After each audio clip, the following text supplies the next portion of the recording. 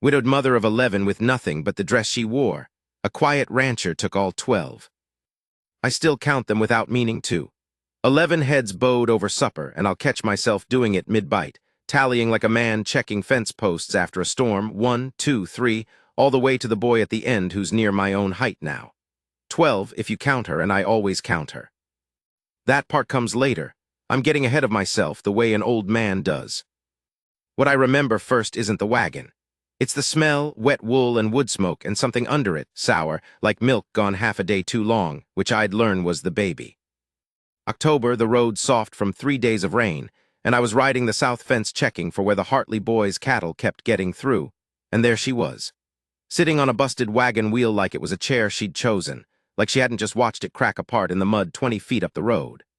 11 children arranged around her in a half circle, the way you'd arrange furniture, the oldest girl holding the baby against her hip like she'd done it 1,000 times, which she had. The woman didn't look up first. The boy did, stared at me with his jaw set hard, like he was deciding whether I was a threat he'd need to handle himself. I asked if they needed help. Stupid question. Anybody could see what they needed. She said no. Said it flat, no shake in it, dress soaked through at the hem and her hands raw from holding reins too long. And she said no, they'd manage, they always managed. I sat my horse there a minute looking at that wheel split clean through the hub and the second wagon. There'd been 2, I learned later. The first one lost a week back fording a creek with half their goods in it, and I didn't argue with her. I've learned that much in this life. You don't argue with a woman holding a line that thin. You just don't ride off either. I said my place was a mile on, and there was a barn with a good roof, and I'd be obliged if she'd let the children get dry before the next rain came in, which it would. I could smell it coming same as I could smell that baby needed changing.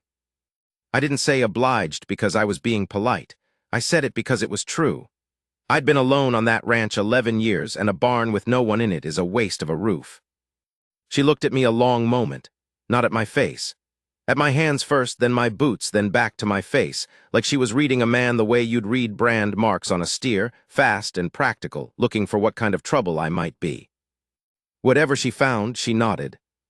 That's the part I go back to most nights, not the moving in, not the months after.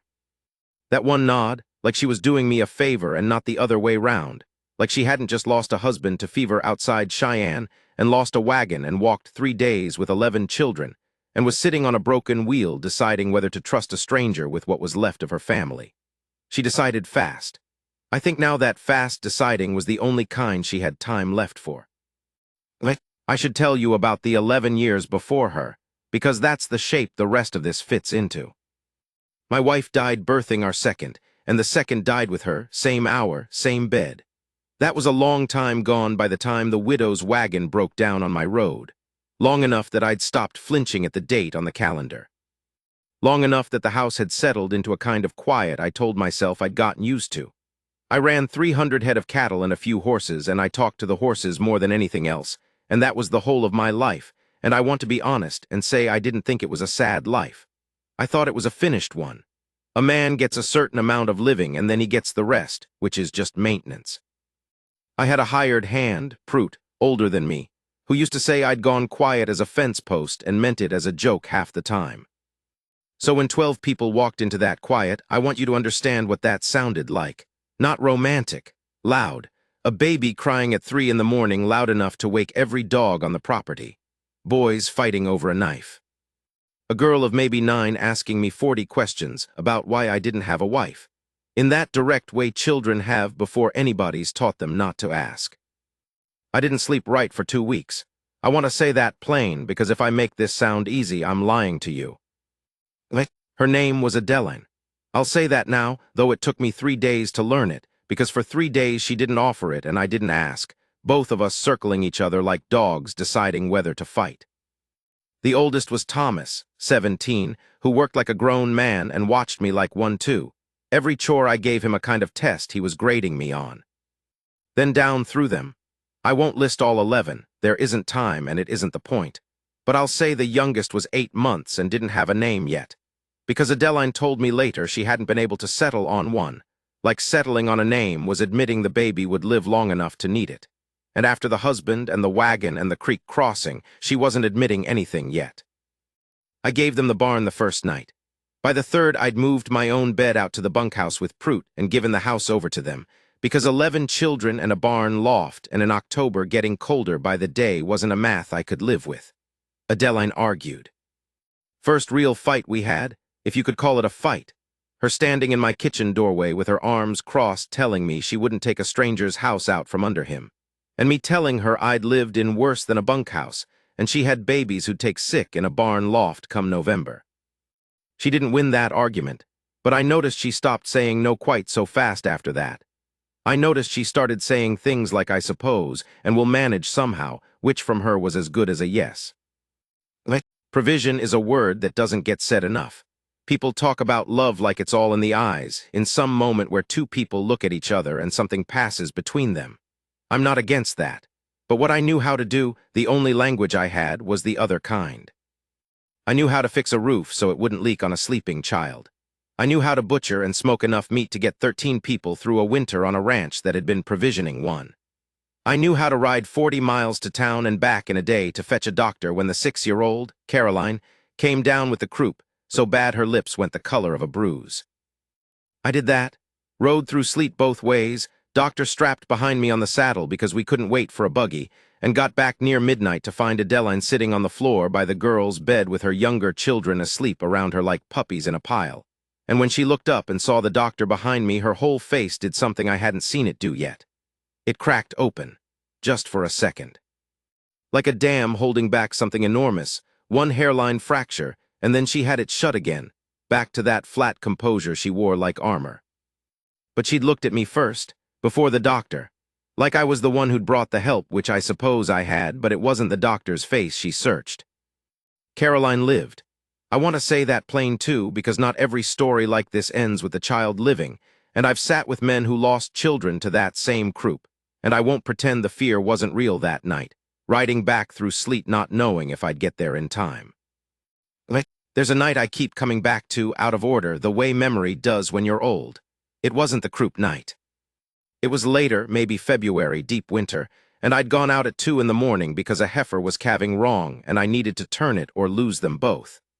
Adeline came out to the barn in her husband's old coat, the one she still had, the only thing of his that survived the wagon, and she didn't ask if I needed help. She just took up a lantern and held it where I needed light, steady, not flinching at the blood, not flinching at any of it, and we worked that calf out together in the cold with our breath fogging and her hands as sure as mine. After, when the calf was up and nursing and the heifer was breathing easy, we just stood there. Both of us wrecked with exhaustion, both of us covered in the mess of it, and she looked at the calf and said, 11 children and I never once helped birth one of God's animals. Like that was funny. Like she was surprised at herself for finding something funny after the year she'd had. I said something about how it wasn't so different, the birthing part. She laughed first time I heard it, a real laugh, short and surprised out of her own throat, and said I had no idea what I was talking about.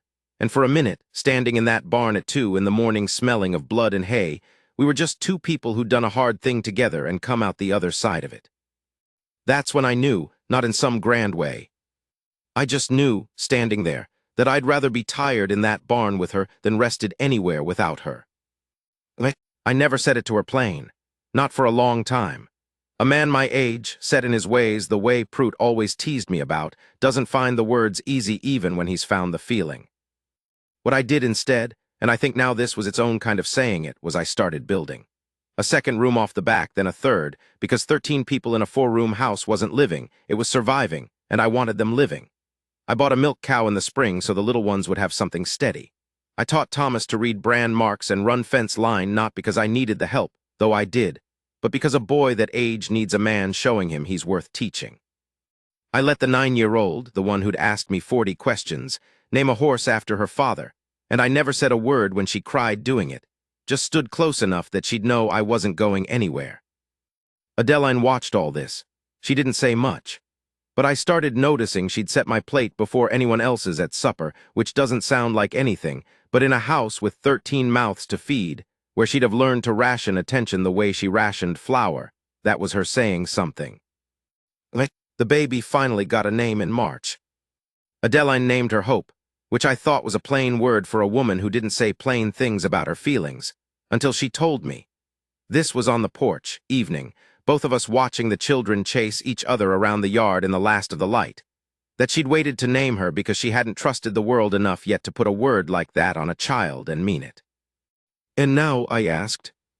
She didn't answer right away. She had hope on her hip, same as that first day on the broken wheel, and she looked out at her children running in my yard, my fences, my land that didn't feel like just mine anymore, hadn't for months, and she said, "Now I think I might mean it." I didn't say anything to that. I just sat with her on the step, close enough our shoulders touched, and we watched the kids until the light went, and that was enough. That was more than I'd had in 11 years. She asked me to marry her. I want that said correctly, because it matters, because of who she was and what she'd carried alone across 3 days of rain with a wagon wheel busted and 11 children who needed her to be the strong one every single hour of every single day. She didn't wait for me to work up the nerve. She'd done enough waiting in her life. It was a Sunday. I'd been mending tack on the porch, and she came out and stood in front of me, blocking my light, hands on her hips the same way she'd stood that first day arguing about the house. And she said, "Thomas asked me last week why you haven't married me yet. I told him I didn't rightly know, so I'm asking you instead of waiting on you to figure it out." I set down the bridle I was working. I looked up at her, at the line of her jaw set the way it got set when she decided something, and I said the only honest thing I had, which was that I hadn't asked because I was afraid a woman who'd carried that much alone might not want one more thing to carry, even a good thing, even me. She crouched down so we were level, took the bridle out of my hands and set it aside like it didn't matter, which it didn't, and she said, "You're not one more thing to carry. You're the first thing in 2 years I haven't had to carry alone." I married her that May. All 11 children there, Thomas standing up with me like a son would, Caroline and the 9-year-old throwing wildflowers they'd picked themselves, Hope asleep against her mother's shoulder through the whole thing, not caring a bit that anything important was happening. I'm an old man now telling you this from the same porch, same step where she told me she might mean the word hope. Adeline's inside, I can hear her through the window, and some of the 11 are grown and gone with their own places, their own children, and some are still close enough to visit on Sundays. And Thomas runs cattle of his own 3 miles east, and I still call them 11 sometimes out of habit, though there's grandchildren underfoot now that make the counting harder. I told you I count heads without meaning to. I do it still.